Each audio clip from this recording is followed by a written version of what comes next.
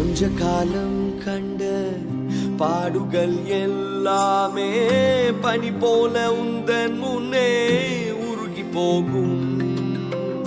கொஞ்ச காலம் கண்ட பாடுகள் எல்லாமே பனி போல